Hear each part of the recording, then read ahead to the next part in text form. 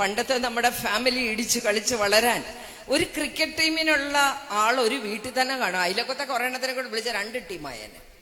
അതൊക്കെ പോയത് ഒരു കുഴപ്പം പോട്ടെ. ഇനിയും നമ്മുടെ കുടുംബം എന്ന് പറയുന്നത് നമ്മളാരും ഉണ്ടാക്കി വെച്ച ഒരു പ്രസ്ഥാനമല്ല. പിതാവായ ദൈവം ഈ പ്രപഞ്ച സൃഷ്ടിയോടൊപ്പം കുടുംബം സ്ഥാപിച്ചതായി നമ്മൾ പഠിക്കുന്നു. ഉൽപ്പത്തി പുസ്തകത്തില് സൃഷ്ടിയെക്കുറിച്ച് പറയുന്നിടത്ത് ദൈവം പല ഘട്ടങ്ങളായിട്ട് സൃഷ്ടി നിർവഹിച്ചു. ആദ്യത്തെ ഘട്ടത്തിൽ അവിടുന്ന് ജീവനില്ലാത്ത ധാതുലവണങ്ങൾക്ക് രൂപം കൊടുത്തു. 2ാമത്തെ ഘട്ടത്തില് വൃക്ഷലതാദികള്, 3ാമത്തെ ഘട്ടത്തില് പക്ഷിമൃഗാദികള്, അവസാനത്തെ ഘട്ടത്തിൽ അവിടുന്ന് മനുഷ്യനെ സൃഷ്ടിക്കുന്നു. സൃഷ്ടവസ്തുവായ മണ്ണെടുത്ത് കുഴച്ച് ഒരു മനുഷ്യരൂപം മെനഞ്ഞുണ്ടാക്കി ദൈവം അതിലേക്ക് തന്റെ ജീവന്റെ അംശം കൊടുത്തു. അതൊരു മനുഷ്യനായി, പുരുഷനായി. അവനെ ഒരു പറുദീസായിലേക്ക് ജീവിക്കാൻ വിട്ടു എന്ന് ഉൽപ്പത്തി പുസ്തകം 2ാം അധ്യായം നമ്മളെ പഠിപ്പിക്കുന്നു. പറുദീസ എന്ന് പറയുന്നത് ഒരു പ്രത്യേക സ്ഥലമല്ല, അത് മനുഷ്യ മനസ്സിന്റെ ഒരു അവസ്ഥയാണ്. പാരഡൈസ്. ഒന്നിന്റെയും കുറവില്ലാത്ത അവസ്ഥയില്, സമ്പന്നതയുടെ തികവില്, ധാരാളിത്തത്തിന്റെ നടുവിൽ അവൻ ജീവിക്കാൻ തുടങ്ങുകയാണ്. സന്തോഷവാനായിട്ട് ജീവിക്കാൻ തുടങ്ങി. അവൻ നോക്കുമ്പോ പക്ഷികൾക്കൊക്കെ കൂട്ടുണ്ട്, മൃഗങ്ങൾക്കൊക്കെ കൂട്ടുണ്ട്, അവന് മാത്രം ഒരു കൂട്ടില്ല. ഒരു കൂട്ടിന് വേണ്ടിയുള്ള അടക്കാനാവാത്ത ആഗ്രഹം.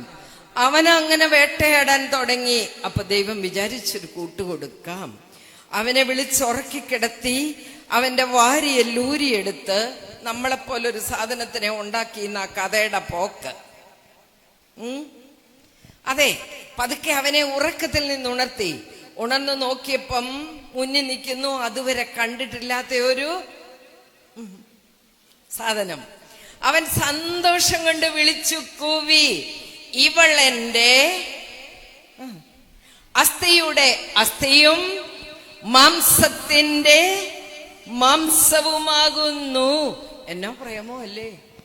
ശരിക്കും പ്രേമം അസ്ഥിക്ക് പിടിച്ചെന്നും തലയ്ക്ക് പിടിച്ചെന്നൊക്കെ പറയുന്ന അതല്ലേ? എന്റെ അസ്ഥിയുടെ അസ്ഥി, എന്റെ മാംസത്തിന്റെ മാംസം. ഇവൾ എന്റെ ആകുന്നു, ഞാൻ ഇവിടെയാകുന്നു, ഞങ്ങൾ ഒന്നാകുന്നു. വിവാഹം എന്ന കൂദാശയുടെ ആത്യന്തികമായ അർത്ഥം അവിടെ തുടങ്ങുകയാണ്. പക്ഷെ നമുക്കറിയാം ആ കുടുംബം ശരിയായില്ലല്ലോ. ശരിയായില്ല. ഒറ്റ മാങ്ങാപ്പഴം, എന്നാ പഴമായിരുന്നു ആ പഴത്തിന്റെ കുഴപ്പമാ. ഞാൻ എന്നും മാങ്ങാ പൊളുമ്പോ അവയെ ഓർക്കും. എന്നാന്നറിയാവോ, ഇപ്പൊ ഞങ്ങളുടെ വീട്ടിൽ ഇപ്പൊ മാങ്ങാപ്പഴത്തിന്റെ സീസൺ അല്ലേ? നല്ല മാങ്ങ. എൻ്റെ മോനൊരു ഭ്രാന്താ മാങ്ങ. അപ്പൊ അവനെ അങ്ങനത്തെ മാങ്ങ, ഇങ്ങനത്തെ മാങ്ങ, മൽഗോവ എന്നൊക്കെ പറഞ്ഞുകൊണ്ട് വന്നിട്ട് ഞാനിത് ചെത്തും. മെത്തപ്പൂളി ഞാൻ ആർക്കാ കൊടുക്കുന്നറിയാവോ? എൻ്റെ കെട്ടിയവനാണ്. മാങ്ങാണ്ടി ആർക്കാന്നറിയാവോ? കൊച്ചുമക്കൾക്ക് അടുത്തണ്ടി തരാം നിർത്തിയിരിക്കല്ലേ. 4 എണ്ണത്തിന് അടുത്ത മാങ്ങാണ്ടി നിനക്ക്, അടുത്ത മാങ്ങാണ്ടി. ഇതുങ്ങൾ പാവ ഇത് ചപ്പിക്കൊണ്ട് പോകുന്ന നേരത്തിന് നല്ല പീസ് അങ്ങേരെ കൊണ്ട് ഞാൻ തീറ്റു. ഇതല്ലേ വീട്ടിൽ നടക്കുന്നേ? ആണോ? അതെ. അപ്പോഴേ അല്ലല്ല, നീ കാണാം മെത്തപ്പൂള് ഒക്കെ. അപ്പൊ ഞാൻ പറഞ്ഞ എന്നാന്നറിയാവോ, അങ്ങനെ ഈ സ്ത്രീ പാത്തു വെച്ച് ആ മനുഷ്യൻ വന്നപ്പോ തിന്നു മനുഷ്യനെ എന്നും പറഞ്ഞ് പഴം കൊടുത്തല്ലോ. കൊടുത്തു, സംഗതി കുഴഞ്ഞു. എന്നിട്ട് തമ്പുരാൻ പതിവ് പോലെ വന്ന് വഴക്ക് പറയുകയാണ്. ഇവരെ ഓടി ഒളിച്ചു. എന്തിനാ ഒളിച്ചത്? നിനക്ക് എങ്ങനെ നാണം വന്നു? നീ തെറ്റ് ചെയ്തു അല്ലേ എന്നൊക്കെ ചോദിക്കുകയാണ്. ചോദിച്ച ഒട്ടനെ എടുത്ത വായിൽ ഈ ആദം പറഞ്ഞ വർത്താനം അറിയാവോ? നീ എനിക്ക് കൂട്ടായിട്ട് ഒരുത്തിയെ ഉണ്ടാക്കി തന്നില്ലേ, അവൾ ഒറ്റ ഒരുത്തിയാ ഈ കുഴപ്പം ഉണ്ടാക്കിയതെന്ന്. കഴിഞ്ഞ ആഴ്ചയാ പുള്ളി പറഞ്ഞ എന്റെ അസ്ഥിയുടെ അസ്ഥി, എന്റെ മാംസത്തിന്റെ മാംസം. ആ പ്രേമം എവിടെ പോയി? 2 ആഴ്ച കഴിഞ്ഞപ്പോ ഇത് തന്നെയാ കുടുംബത്തിൽ നടക്കുന്നത് അല്ലേ? അല്ലേ? നിങ്ങൾ പറ. അയ്യോ, ഇത്രയും നല്ല പെണ്ണിനെ ഇതുവരെ കണ്ടിട്ടില്ലെന്ന് പറഞ്ഞ് കെട്ടിക്കൊണ്ട് വന്ന നമ്മളെയൊക്കെ ആണോ? സുന്ദരിയ പിടിക്കുക എന്നൊക്കെ പറയുന്നിട്ട് ഇപ്പൊ പറയുന്ന നീ ഒറ്റ ഒരുത്തിയ എന്റെ കുടുംബം നശിപ്പിച്ചത്. അതെ, നീ എന്ന് ഈ വീട്ടിൽ കാലുകുത്തിയോ അതോടെ തീർന്നു. ഇതല്ലേ ഇവര് പറഞ്ഞുകൊണ്ടിരിക്കുന്നേ? ആണോ? എന്നെ വ്യത്യാസം എന്നാ? അതോ ഇവരുമായിട്ട് എന്നെ വ്യത്യാസം? ഒരു വ്യത്യാസമില്ല. എങ്ങനെയാണോ മാറുന്നെന്നുള്ള നിറം. എന്തായാലും കൊള്ളാം. ആ കുടുംബം ഇവിടെ നാശത്തിന്റെ കുടുംബമായി. കാരണം തിന്മ അവരുടെ ഹൃദയങ്ങളെ കീഴടക്കി, പാപം അവരുടെ ഉള്ളിൽ പ്രവേശിച്ചു. അവരൊരു നിമിഷം ദൈവത്തെ മറന്നു. അതെ, അവരുടെ മനസ്സ് ദൈവത്തിൽ നിന്നകന്നപ്പം മുതല് ആ കുടുംബം അസമാധാനത്തിന്റെ കുടുംബമായി മാറുകയാണ്. പഴയ നിയമത്തിന്റെ ചരിത്രത്തിലൂടെ വരുമ്പോൾ ദൈവഹിതത്തിന് കീഴ്വഴങ്ങി ജീവിച്ചവർക്കൊക്കെ കോട്ട കിട്ടിയ ഒരു ദൈവത്തെ നമ്മൾ കാണുന്നുണ്ട്. അബ്രാഹത്തിന്റെ കുടുംബം, ജോബിന്റെ കുടുംബം, നോഹിന്റെ കുടുംബം, തോബിയാസിന്റെ ഒത്തിരി കുടുംബങ്ങളുണ്ട്. അബ്രാഹത്തോട് ദൈവം പറഞ്ഞു, നിന്നിൽ നിന്ന് ഞാൻ വലിയൊരു ജനതയെ നിർമ്മിക്കും, നിന്റെ നാമം മഹത്വമുള്ളതാക്കും. വിശ്വാസികളുടെ പിതാവാണ് അബ്രാഹം. അബ്രാഹത്തിന് ഒരു ദുഃഖം ഉണ്ടായിരുന്നു, മക്കളില്ലാത്ത ദുഃഖം. ഭാര്യ സാറ വാർദ്ധക്യത്തിലെത്തി. ഇനി അവിടെ നിന്നുണ്ടാവാനാണെന്ന് വിചാരിച്ച് വിഷമിച്ചിരിക്കുന്ന കാലത്ത് ഒരു കുഞ്ഞിനെ നൽകിക്കൊണ്ട് ആ കുടുംബത്തെ അനുഗ്രഹിക്കുന്ന ദൈവത്തെ നമ്മൾ കാണുന്നുണ്ട്.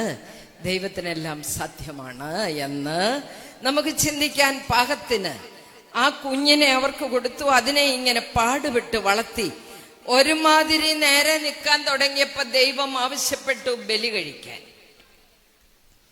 ഞാനായിരുന്നു അബ്രാഹത്തിന്റെ സ്ഥാനത്തെങ്കിൽ തിരിഞ്ഞു നിന്ന് ചോദിച്ചേനെ, ഇത്രയും നാള് ഞാൻ പിള്ളേരില്ലാതെ ലൊക്കൊന്ന് ഇതിലെ നടക്കുകയായിരുന്നു.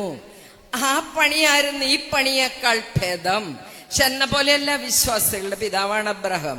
മോറിയ മലയിലേക്ക് മകന്റെ തലയിൽ ഒരു കെട്ട് വിറകും വെച്ചു കൊടുത്തുകൊണ്ട് അവനെ ബലി കഴിക്കാനായി നീങ്ങുന്ന മനസ്സ് നിങ്ങൾ ഇന്ന് വിശുദ്ധ ബലിയിൽ ഇവിടെ അർപ്പിച്ചപ്പോൾ പ്രാർത്ഥിച്ചിട്ടുണ്ടാവണം.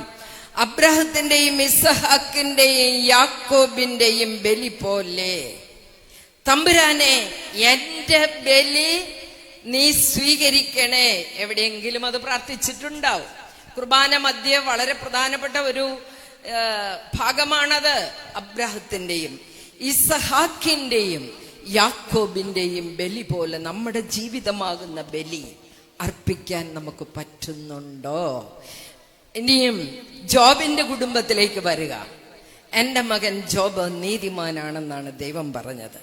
ഇവരൊക്കെ സമ്പന്നന്മാരാണ്, ദരിദ്രവാസികളൊന്നുമല്ല. അന്നത്തെ സമ്പന്നത എന്ന് പറയുന്ന എന്തുമാത്രം ബാർലി കിട്ടാനുണ്ട്, ഗോതമ്പ് കിട്ടാനുണ്ട്, എത്ര ധാന്യപ്പുരകളുണ്ട്, എത്ര ആടുമാടുകളുണ്ട്, എത്ര കുഞ്ഞുങ്ങളുണ്ട്. അതാണ് സമ്പന്നതയുടെ മാനദണ്ഡം. അതെല്ലാം ജോബിന് ധാരാളമായിട്ടുണ്ടായിരുന്നു. ജോബിന് പരീക്ഷണങ്ങൾ വരുമ്പോൾ ഒന്നൊന്നായി നഷ്ടപ്പെടുകയാണ്.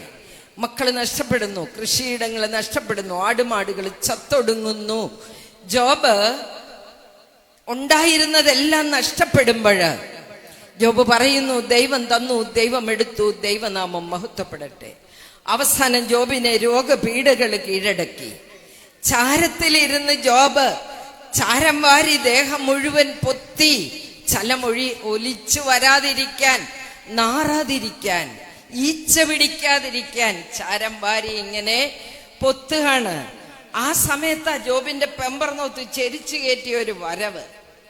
മനുഷ്യനെ, നിങ്ങൾ ഇരുന്ന് ചോറി, ഞാൻ പോവുകയെന്ന് പറഞ്ഞു. അതെ, അവളുടെ പോട്ടിന് പോവുകയാണ്. അതെ, ഞാൻ പറഞ്ഞ എന്നാന്നറിയോ, സഹനങ്ങൾ കുടുംബജീവിതത്തിന്റെ സ്വഭാവമാണെന്നും ആ സഹനങ്ങളെ സന്തോഷത്തോടെ ഏറ്റെടുക്കുന്നവർക്ക് ദൈവം എല്ലാം നന്മയ്ക്കായി ക്രമീകരിക്കുമെന്നും മനുഷ്യന് മനസ്സിലാവാൻ വേണ്ടി മാത്രമാണ് ഇതൊക്കെ ദൈവം കാണിച്ചു തരുന്നത്. പുതിയ നിയമത്തിലേക്ക് വരുമ്പോൾ യേശുവിന്റെ ജനനം മുതൽ കുരിശിലുള്ള മരണം വരെ ഒരു കുടുംബ ചരിത്രമാണിത്. മംഗലവാർത്ത മുതൽ ആ അവസാന നിമിഷം, അവസാനത്തെ രക്തത്തുള്ളി പോലും വീഴുന്നിടം വരെ പോയി നിന്ന ഒരു സ്ത്രീ, അവരെയാണ് ക്രൈസ്തവ സഭ, നമ്മുടെ സഭ കുടുംബങ്ങൾക്ക് മാതൃകയായിട്ട് കാണിച്ചു തരുന്നത്. തിരുക്കുടുംബത്തിന്റെ മാതൃകയിൽ അവിടെ സന്തോഷമായിരുന്നില്ല. തുടക്കം മുതലേ വേദനകളും പ്രശ്നങ്ങളും ഉള്ളതായിരുന്നു അത്.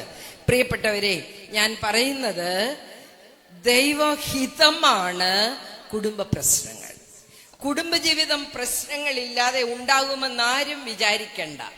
ഇനി ഇവിടെ ഇരിക്കുന്ന ആരെങ്കിലും എന്നോട് പറയുക, ഇത്ര നാളായിട്ട് ഞങ്ങൾ തമ്മിൽ ഒരു പ്രശ്നം ഉണ്ടായിട്ടില്ല എന്ന് പറഞ്ഞാൽ ഞാൻ വിശ്വസിക്കാൻ തയ്യാറല്ല.